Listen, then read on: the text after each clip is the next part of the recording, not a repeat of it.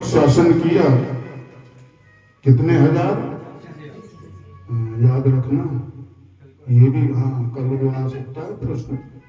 मैं हिंट देता हूँ बीच बीच में। आप लोग कहते हैं कि जो महाराज कहते हैं ये आ सकता है वो ही ना आवे, और पता ना कहां से टपक जाए। अरे भाई कोई भी आ सकता है, इसलिए कहते ना कान हमें दे दो। पहले दिन से ही कान मांग रहा हूं, और जिन्होंने कान लिए हैं उनकी भैंस नहीं गई पानी में, इसलिए भैंस बचा के रखना। जैसे ही भगवान के पार्षद लेने के लिए आए तो विमान ऊपर टिका। ध्रुव जी विमान पर बैठना चाह रहे थे। सुखदेव जी ने कहा राजन, पीछे से भयंकर काला काला पुरुष आया। महाराज की जय हो, ठहरो।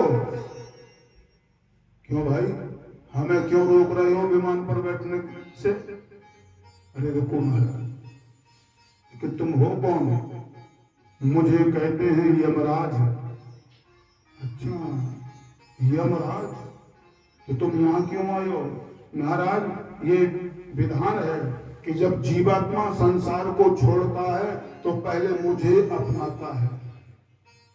मतलब पहले काल के गाल में जाना पड़ेगा, उसके बाद वही खाता खुलेगा। तो ध्रुव जी ने कहा मुझे भी तुम्हारे गाल में आना पड़ेगा। अरे नहीं नहीं नहीं भगवान, मेरी इतनी सामर्थ्य कहाँ है जो मैं आपको अपने गालों में ले लूं। तो तुम आए क्यों फिर? ये कहते कहते यमराज के नेत्र भर गए, उसके आंखों से अश्रु आ गए। क्यों भाई, तुम रुदन क्यों कर रहे हो?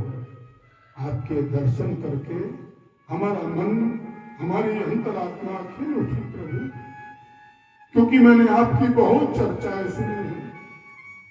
जिधर जाता हूं उधर लोग आपकी ही चर्चा कर रहे हैं। तो मैंने भी सोचा चलो ऐसे महापुरुष का दर्शन मैं भी करूं, इसलिए मैं दौड़ा दौड़ा चला आया हूं और मैं आपकी सेवा करना चाहता हूं। क्या सेवा करेंगे?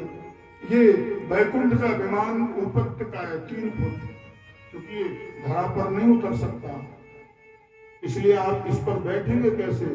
अरे भाई कोई व्यवस्था बना लोगों। नहीं नहीं, मैं हूं ना आपकी व्यवस्था। भगवान ऐसा करो, मैं आपके चरणों में बैठता हूं और आप अपना चरण मेरे सर पर रखो और इस विमान पर बैठ जाओ।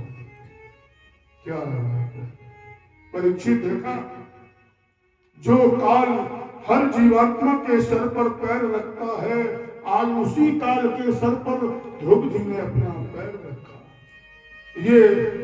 ये है भगवान की भक्ति का प्रभाव।